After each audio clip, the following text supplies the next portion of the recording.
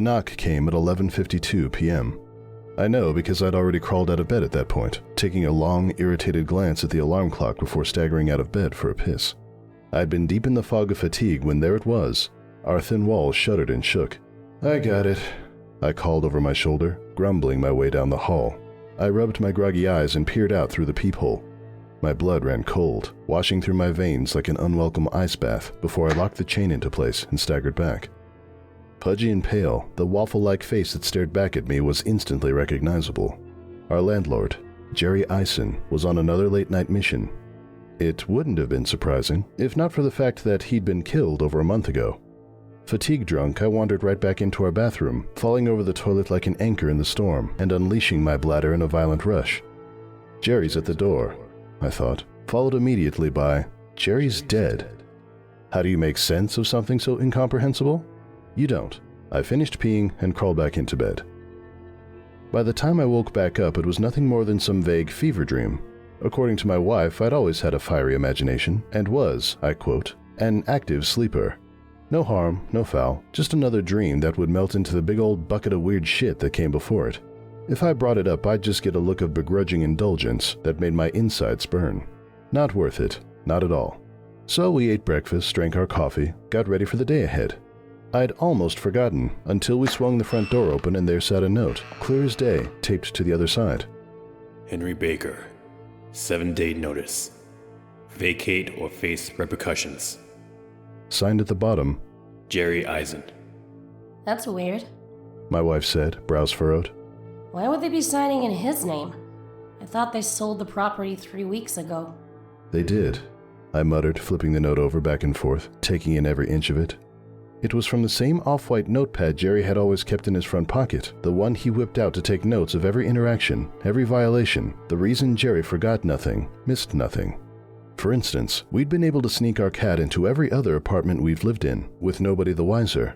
Within a week, Jerry had caught its nose peeking out from the curtain. Charlie's been living with my folks ever since, until our lease runs out. And they wouldn't, I continued.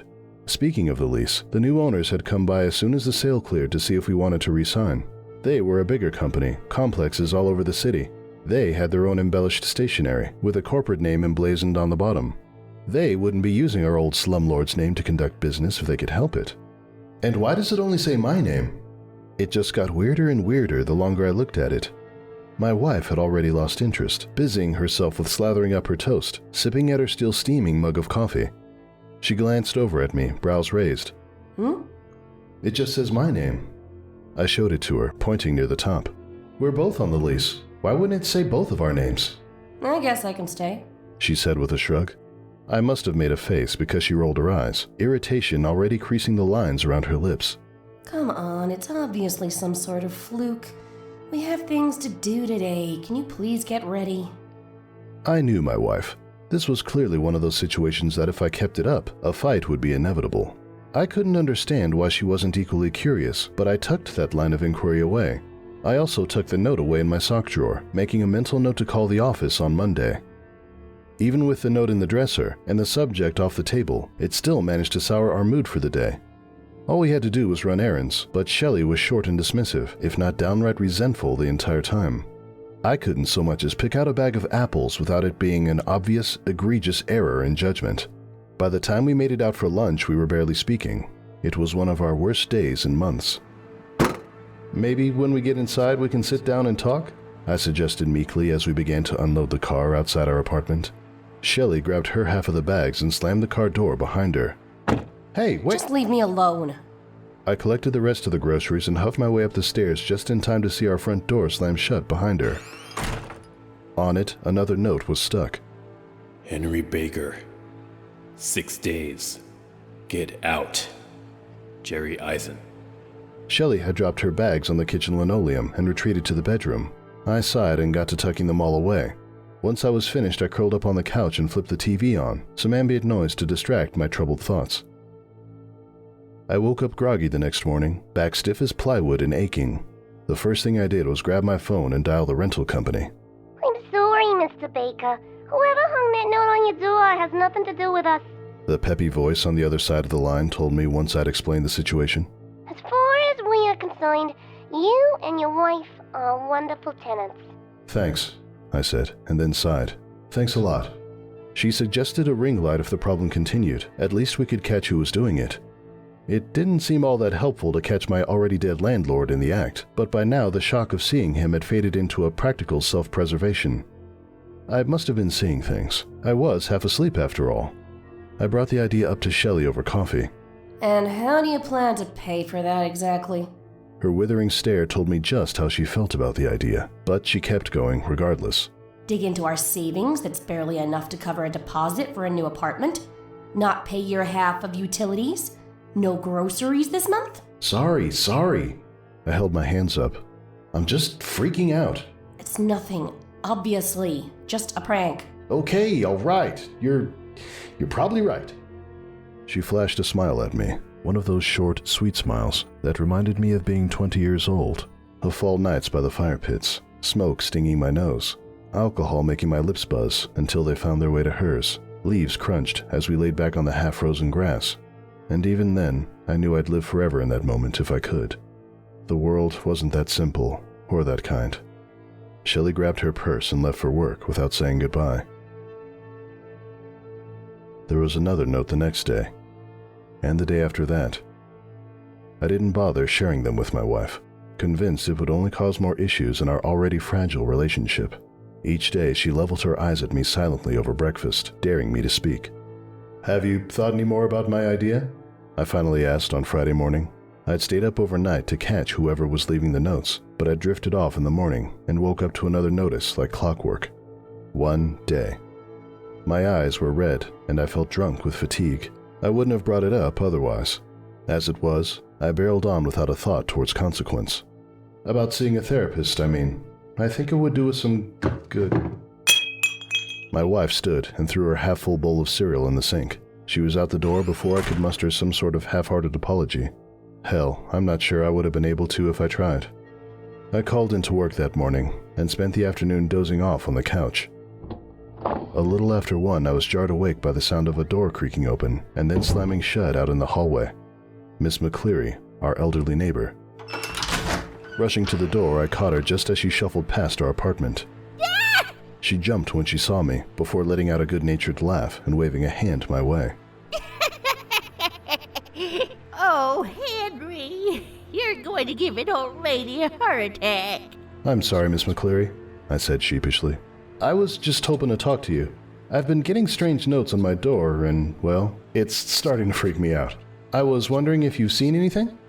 Notes? Thick eyebrows creased, extenuating the deep wrinkles lining her face. What sort of notes?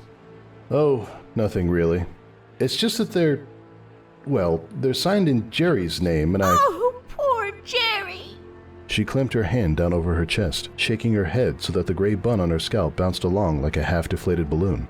What a terrible thing that was. They never did catch who did it, did they? Not that I know of. The murder had been featured on the news for all of 3 days. No updates, no sobbing relatives. It seemed a middle-aged slumlord didn't make for a compelling crime victim narrative, even when he ended up stabbed 5 times and carved up like a Thanksgiving turkey. It's just horrible. Something that vicious happening to someone you know. Someone you see every month on the dot. Oh my, listen to me being so selfish.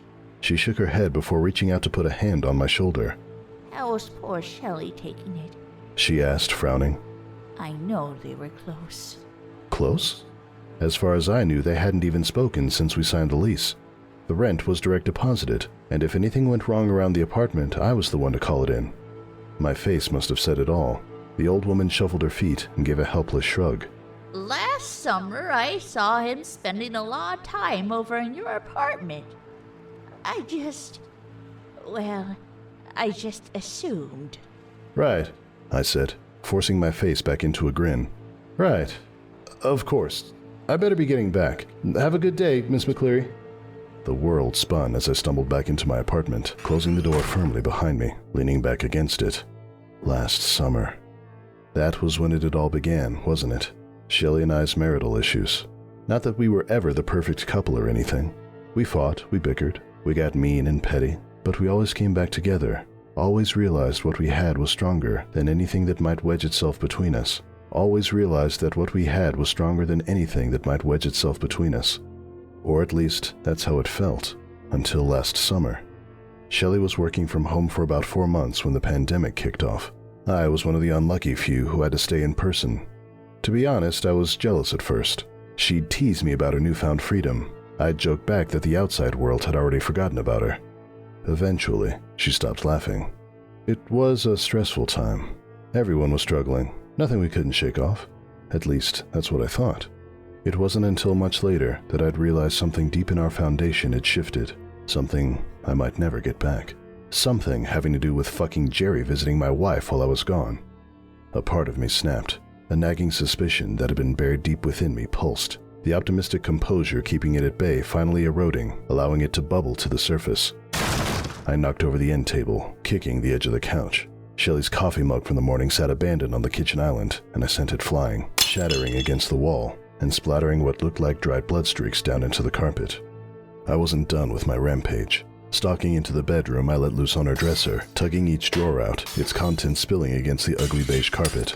Panties, socks, her seasonal clothes she'd soon be digging out. What was I expecting to find? Love letters tucked into her belongings? Jerry's lumpy face staring back at me? Who could say? All I knew was that I needed to keep moving. Once I finished with the dresser, I got to work on the closet, ripping her nice shirts and work slacks from their hangers, shaking each pair of shoes. The bathroom was equally empty, so I took comfort in pouring her $80 shampoo down the drain instead. Each barb, each prickled response from the last year poked at my skin like a needle, a tattoo of resentment embedded in my body that I'd just realized was now a permanent part of me. Don't be an idiot, Henry. God, could you be more careless? You think I like it when you touch me? Stumbling back into the living room, I caught sight of the clock on the microwave. 5:15. She should be home any minute. Once she saw the destruction I'd left, well, that just might be it for us. I finally caught sight of her laptop, laying on the desk in the corner. Would she admit to Jerry? Doubtful. She never took responsibility for the things that she did, the way she contributed to our fights and arguments. But I needed this, needed to know. Her password was her great-grandmother's birthday. She used it for everything, from her online accounts to her debit card PIN. I'd always nagged her to change it, but this time I was grateful. The computer booted right up, opening to her Gmail account when I opened the browser. I only had to scroll a few seconds to have my worst suspicion confirmed. Jerry fucking Eisen. I opened the thread and started from the beginning. At first, it seemed straightforward. The AC had gone out last summer. She'd reached out to him directly while I was at work. His response was clipped, straightforward as I would have expected. It was her reply, a few days after the fact, that made my blood boil. It was really nice to get to know you a little bit better the other day. It's really been tough being stuck around the house by myself. If you ever want to stop by again, just to chat, you're always welcome, Winky Face. The messages progressed, getting more flirtatious, passionate. What did she see in this human bag of cottage cheese? I couldn't fathom it, but each email just confirmed she was an equal participant in this little affair. She seemed just as into it as he did. Eventually, they broached the topic of divorce. Divorce. The word I'd been avoiding thinking, let alone speaking for months now. My stomach twisted inside of me. It's not the right time, but it will be soon. Let's talk about it tonight, yeah? By that time, she'd been back in the office. How many after-dinner work meetings did she have since she'd been back? A couple a month, at least. 2 weeks passed until the next email, a short, clipped message sent from her. Well, are you gonna do it or not? It doesn't feel right, Shelley. I love you.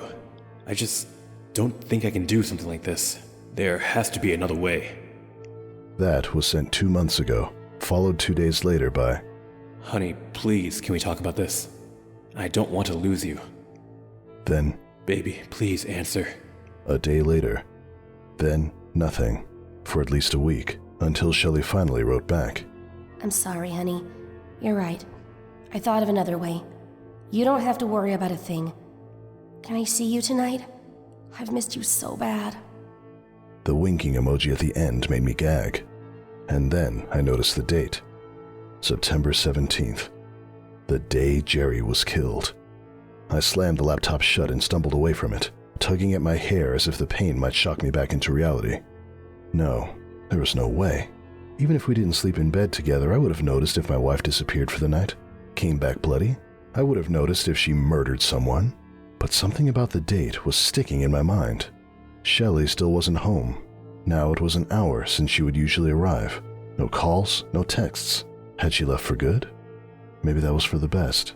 Maybe it was for the best that I left too. There was an old duffel bag at the top of our closet, wrinkled and covered in a thin layer of dust. It wouldn't carry much, but enough to get me through a couple days. I couldn't stay here, not until I figured out what was going on. I tossed it on the bed and tore through my clothes. I was just turning the corner to the bathroom when I heard it. I glanced at my phone. Only 7:15 p.m. He was early. Just like he always started harassing us about rent 3 days before it was due. Even dead, he was a fucking jerk. "I'm leaving!" The waver in my voice made me feel small, pathetic. Everything about the situation did. "You hear that? I'm leaving, okay? Just fuck off. You can have her." A beat of silence followed my declaration, and then the telltale sound of a deadbolt sliding open. The door swung open, crashing into thin plaster and leaving a shattered puncture wound. All I could see was Jerry and his sunken pancake face, glassy eyes. A cheap, ill-tailored suit hung off his doughy frame, dirt-stained and torn. Something black and viscous was seeping through his white button-up, and the smell of it made me gag. He shambled forward and swung the door closed behind him. "I'm leaving," I pleaded, stumbling back into the hall. His knees stuck out at odd angles as he advanced. I spun and flew through the bedroom door, slamming it behind me. It had a lock on the knob, but nothing that would survive a few solid slams.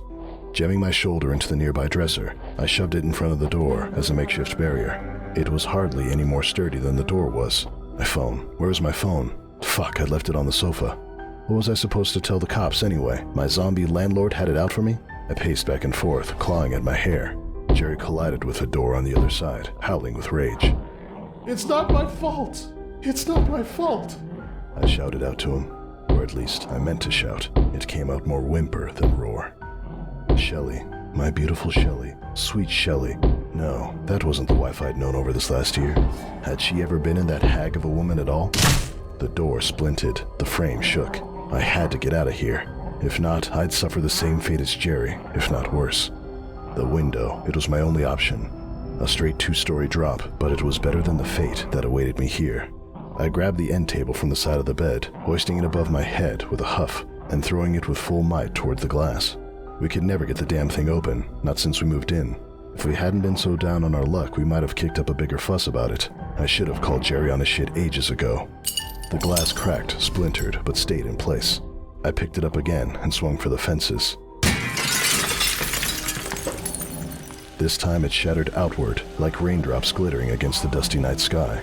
I knocked out the few remaining pieces, working up my nerve. There, in the parking lot, headlights shining bright, sat my wife. Shadows created craters in her face, masking her expression. I swear I saw her smile, though. Jerry shoved his way through the shattered door. I sucked in a breath and dove.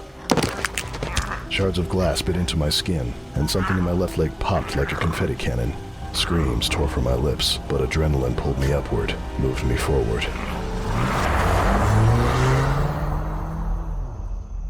By the time I made it to my feet, Shelley's car was gone.